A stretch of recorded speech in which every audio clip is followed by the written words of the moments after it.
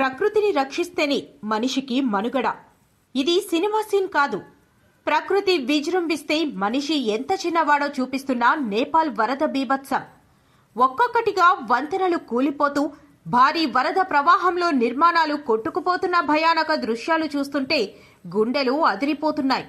ఎన్ని ఇంజనీరింగ్ అద్భుతాలు చేసినా, ఎన్ని భారీ నిర్మాణాలు కట్టినా ప్రకృతి ముందు మనిషి శక్తి ఎంత పరిమితమో ఈ దృశ్యాలు మరోసారి గుర్తు చేస్తున్నాయి. అడవులను కాపాడే వాళ్లను చూసి అప్పుడప్పుడు భుజాలు తడుముకుంటాం. కానీ అడవులను నరికేస్తున్నప్పుడు మాత్రం మనకు అభివృద్ధి గుర్తొస్తుంది. మనుషులు మన చేతుల్లో ఉంటారేమో, కానీ ప్రకృతి మన చేతుల్లో ఉండదు కదా. మనల్ని భయపెట్టినా భయపడే మనిషి కాదు అది.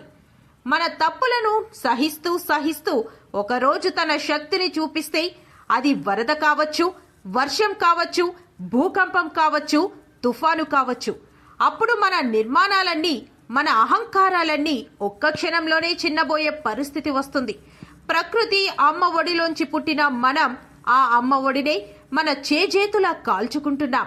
అడవులు నరికేస్తున్నాం, నదుల మార్గాలను ఆక్రమిస్తున్నాం, కొండలను తవ్వేస్తున్నాం, చెరువులను పూడ్చేస్తున్నాం. ఆ తరువాత ప్రకృతి విరుచుకు పడితే దాన్ని ప్రకృతి వైపరీత్యం అంటున్నాం. కానీ కొన్ని సందర్భాల్లో అది కేవలం వైపరీత్యం కాదు, మనమే చేసిన తప్పులకు ప్రకృతి ఇచ్చే సమాధానం కూడా కావచ్చు.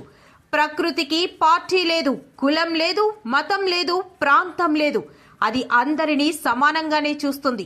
అందుకే ఇప్పటికైనా మనం ఆలోచించాలి. ప్రకృతిని జయించాలనుకోవడం కాదు, ప్రకృతితో కలిసి బ్రతకడం నేర్చుకోవాలి. లేకపోతే మనం ప్రకృతిని నాశనం చేస్తున్నామనుకుంటూ ఉంటాం. కానీ చివరికి మన మనుగడకి మనమే ముగింపు రాస్తున్నామేమో. మొత్తం మానవత్వంతో మొదలైన మనిషి ప్రయాణం తుదికి ఎక్కడికి చేరుకుంటుందో తెలియదు. కానీ ఒక్కటి మాత్రం నిజం, ప్రకృతి బతికితేనే మనిషి బతుకుతాడు.